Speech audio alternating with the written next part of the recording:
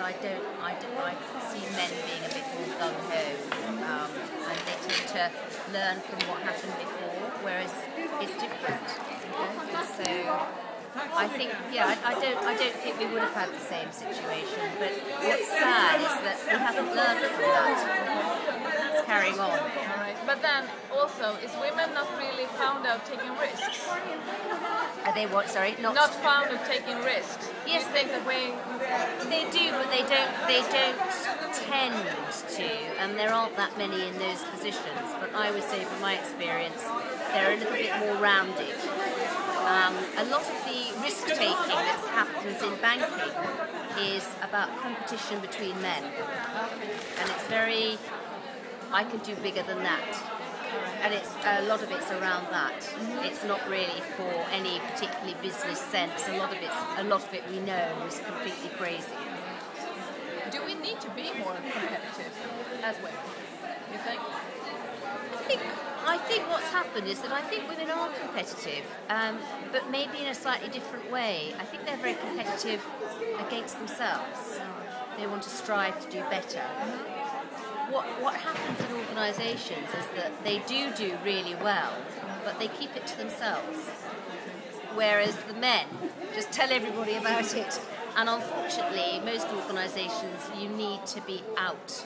You need to be a bit more extrovert in your own abilities, maybe show off a little bit. If that's competition, I think women are also, they still want to have a thing, they want to be liked. And that can, in business, you have to, if you want to be really successful in anything, you have to be prepared to not be liked sometimes, make some difficult decisions. And I think that because of the culture that we have, that women are gentler, softer, is quite difficult. And also, as you said before, that we don't really need to stand in front of the crowd and speak out. Yes. Is that a big problem? Women don't do it enough. And I think this goes back to probably 50 years ago, when our mothers and grandmothers, basically a woman was meant to be quite quiet, and in a lot of cultures that's still the situation. So I think it is something that's going to take quite a long time. I was at university, and most of the women were quite quiet in the lectures, whereas boys were asking questions, sometimes stupid questions, but we wanted to wait till we had a really good question. So, I think they hold back a bit. Okay. Yeah. How can we change that? What do you think? It really needs to start very early on. I think it does need to start really early on, and I don't think we're doing enough of that. We're waiting until women get to maybe mid-30s, late 30s, and then saying, "Oh, would you like some help?" And it's a bit late. For my book, I interviewed some young women who were like 25, 26. I wanted to see what they were experiencing already. But I think we need to go further back. But people will argue that women are doing so well in education in the UK anyway. They're the majority of graduates. They are performing better at school. So something happens to their confidence. You also talked about sexual harassment. Is that a big problem, would you say, in Finland? Yes, it still is, yeah. All right. Yeah. In what way? I just think that it's standard behaviour in so many organisations that they don't think of it as being harassment. They just would think of it as being as part of the work environment. So you find in some places a lot of swearing, a lot of comments about women's clothes, the language, emails going round that are not very nice, all that kind of thing.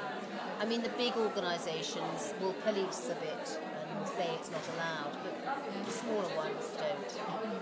How do you work with that? How do you work? You started to... Well, I don't really. The only thing that I have to do is if I am asked to go into a company, sometimes it's because there's been a problem. So I'm then able to say, I don't think this is a good idea for that to happen, and maybe start to say, but what tends to happen then is that people say, oh, you're being a spoilsport, it's our fun, it's just banter, it's just the way we talk. And of course, a lot of women like it. It's when the context is wrong. It's quite hard to actually make a rule about the context. You know, you tend to know if somebody's saying something by the tone of their voice or their relationship with you, whether it's appropriate or not appropriate. So when you go into a company, how do you start when you're going to change the culture? Where do you start? Well, usually it'll probably be a specific area for a start. It's not my job to go and change a culture, because I think of a consultant as like a catalyst. You can go in and you can fire things up. So I always say to whoever's brought me in, find some champions in the organisation. You must spread this out, because you can't do it on your own as a diversity professional. Or even just one executive, chief executive. You need to really have quite a good handful of senior people who want the change as well. So you have to make sure that the leadership are really, they mean it. That's the most important thing. Not just that they're saying it for lip service. And can you see that more and more get interested in it? To do They that? are. Yeah. And one of the reasons that they are getting more interested in it is because of this whole debate about quotas for women on boards. It's made a lot of senior businessmen, because the Prime Minister's talking about it, we need to understand a bit about this, and they are joining groups and becoming much more active, whereas they wouldn't have done otherwise, I don't think. So that's been a good thing. So where do you think we are in 5 years or 10 years? Well, I think the concern at the moment for us is that our economy is very, very difficult, and we have quite a conservative government. And maybe the combination of those two things, people are saying, look, we've got more important things to worry about at the moment, you know, and it does make you feel, well, that's true. But so I've seen a lot of companies cutting their budgets on this area and not doing so much, and women being quieter because they want to hold their jobs and things like that. So I just hope that a younger generation of women, I think I'm seeing women who are maybe about 40 and been in business a long time, really beginning to get fed up now. And can you see that, like, when you're in your 20s, that you're more aware of these questions? I don't think they are that aware. Right. They might be aware of work-life balance and having a family, and they see, I couldn't have that job if I wanted a family. They see that. But they're not very politicised, the young women in the UK. There are some women now of about 30 who are starting to write more obvious feminist things. But generally, not so politicised. But my last question, since you've been working a lot with this kind of questions, have you changed your own life in some ways? I got divorced. Okay, that was one thing.